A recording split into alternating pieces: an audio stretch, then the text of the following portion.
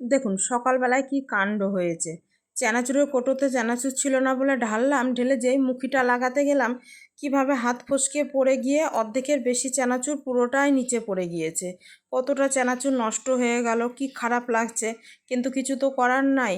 তাই তো চলুন এগুলোকে গুছিয়ে তুলে ফেলে দিয়ে আসি, দিয়ে তখন রান্নাঘরটা মুছে কাজ করব, রান্নাঘরে ঢুকবো।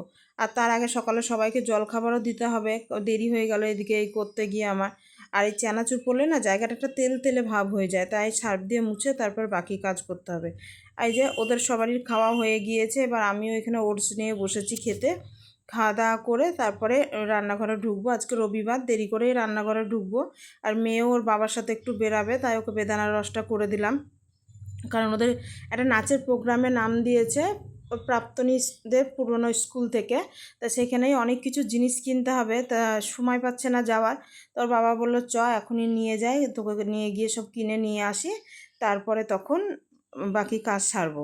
কারণ প্রতিদিনই তো কম বেশি ওর বাবা যখন ফাঁকা থাকছে তখন ও ফাঁকা থাকছে না, আর ও যখন ফাঁকা থাকছে তখন ওর বাবা ফাঁকা থাকছে না।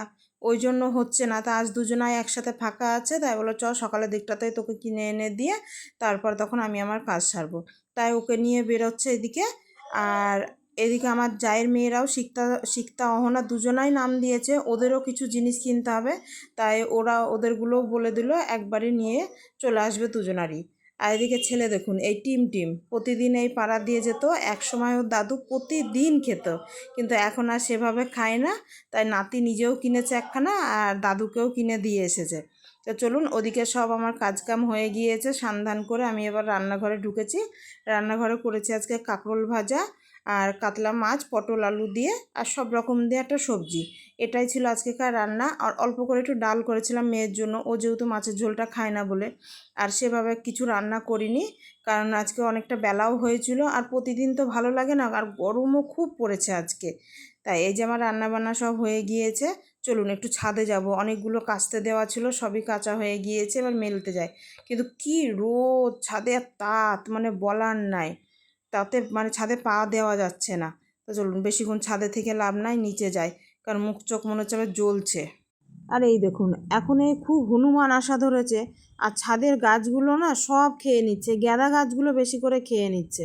তো চলুন নিচে গিয়ে ও দাদুকে আগে খেতে দিয়ে আসি, দিয়ে এসে তখন আমাদের খাবারগুলো বাড়বো।